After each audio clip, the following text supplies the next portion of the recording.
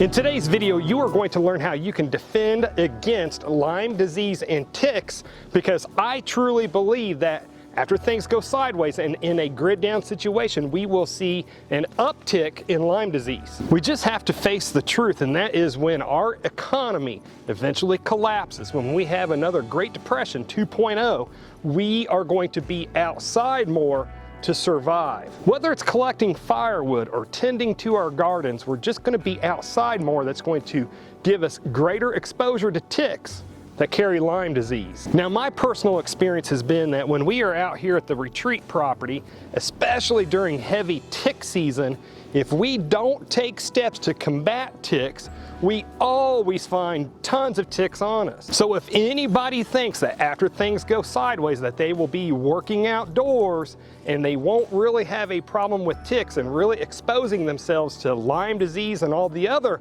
diseases that ticks carry, then they obviously don't have much experience in the great outdoors. But let's get on with how you can defeat and defend against ticks and Lyme disease in a grid down situation. Now, my number one strategy for defending against ticks and Lyme disease is doing a full body check for ticks upon returning back from the great outdoors. Now, I'm not trying to do TMI here, but when me and my wife return back from working out here on the property, we do a full body check on each other. We just have to face it. Sometimes ticks just get into areas on your body that it just takes a second pair of eyes to sometimes spot, especially with how small they can be. And then if we do find a tick that has latched onto us, now this is rare for us to find one that's actually latched onto us, but if we do find where one has latched onto us, after we remove that tick, the first thing that we do is we immediately wash that bite site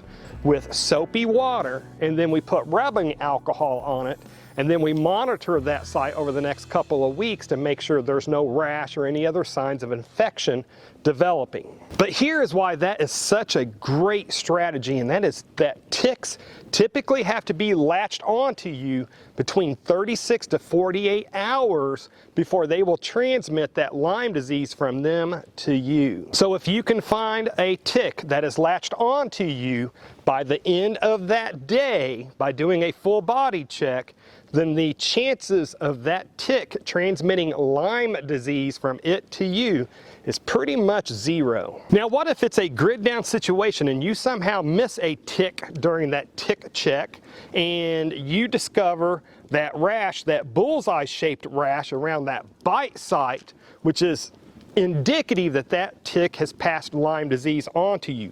What would you do? Well, my line of defense is that I already have doxycycline on hand. Now, this is human grade doxycycline, and the reason why I have this and other antibiotics on hand is that doxycycline will cure the vast majority of Lyme disease cases. Now, the way that I'm able to procure doxycycline before a grid down situation happens is that I use Jace Medical. And besides the other human grade antibiotics that I get in their antibiotic case, it also has 120 100 milligram tablets in it. And this part is not medical advice. I am just saying what I would do in an emergency grid down situation where I just couldn't run to a doctor or run to a pharmacy.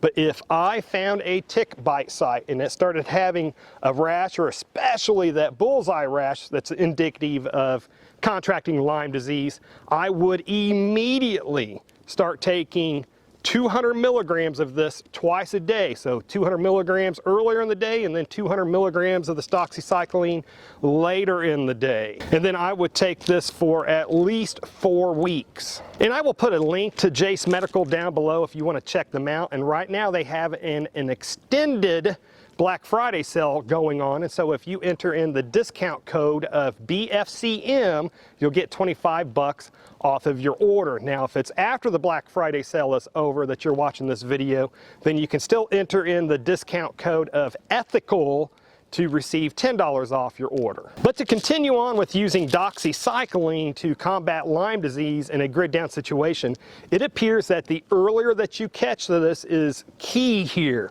The earlier that you find that rash and the earlier that you start taking these antibiotics, then the better of a chance that it has that these antibiotics will stop that Lyme disease in its tracks and you'll completely recover from it. Now, another way that I combat ticks and Lyme disease is by keeping the ticks off of me to begin with. And one of my favorite things that I use is permethrin. I have been buying and using this Sawyer brand permethrin spray for a couple years now, and this stuff works excellent.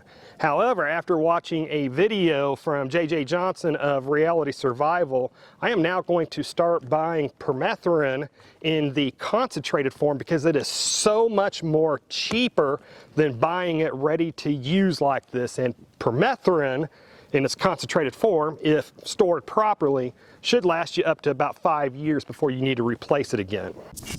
Download the free app called American Prepping Academy from Reality Survival. At this time, there are over 13 different prepping channels on it, including yours truly. And it also has over 4,000 videos on emergency preparedness that you can access. This app helps to beat the YouTube algorithm that tries to silence channels that you enjoy. Just search American Prepping Academy in your phone's app store.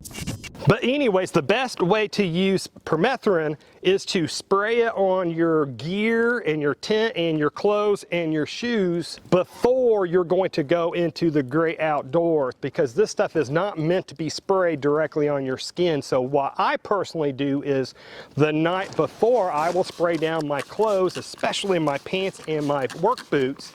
That way the next morning they are completely dry. And I will say this, permethrin has been the best thing that I've used so far for combating ticks, from keeping the ticks off of you to begin with. There has been times where I've been out here working deep in the brush during high tick season, and at the end of the day, I've not found the first tick on me, whereas I've had friends out here that didn't do some kind of a tick treatment and they would find ticks all over them. So this stuff works awesome. Okay, due to technical difficulties, I'm having to refilm this section of this video today. But another tool that I use against ticks and just infection or disease in general is that I make sure that I properly remove any ticks that I find latched onto me, and then properly disinfect the area, wash and disinfect the area afterwards. Now, a tool that I like to use is just this Tick Ease tool, and you can use just a pair of tweezers.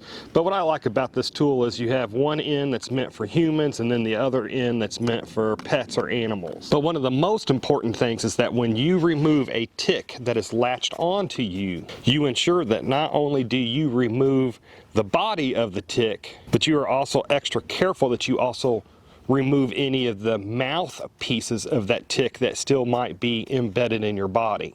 If any of the mouth pieces of that tick are left inside of your body under your skin, you could possibly get infection from that. And then after we very carefully remove any embedded ticks from us, then we always immediately wash that area with soap and water, and then we put rubbing alcohol over that so that that rubbing alcohol can kill any bad stuff that their mouthpieces might be putting into your body. Now, in this video, I don't want to get into how to avoid areas that have ticks to begin with, because in a grid down emergency situation, you're probably just not going to be able to avoid them. Gardening, gathering firewood, building shelters, etc. You're probably just not going to be able to avoid ticks in a grid down situation. But for me to protect my family against ticks and Lyme disease in a grid down situation, one of the first things I'll be using is permethrin to just keep the ticks off of us to begin with.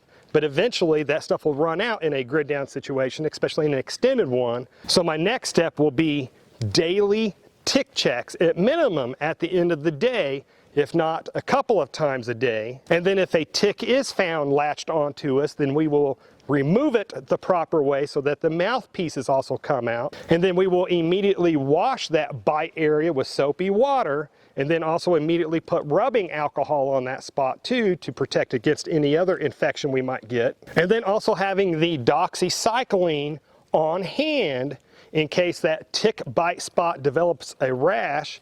especially if it develops one of those bullseye rashes. So what other tips can you add in about combating ticks and protecting yourself against Lyme disease? Comment down below so that we all can learn from it. And to learn what I find to be the most scariest about the eventual economic collapse that we're going to have, then click on the video that should be appearing on the screen just about now to learn that powerful knowledge. Anyways, folks, this is enough internet for me today. I do need to get back to work. And folks, if you made it this far, hey, thank you very much for watching.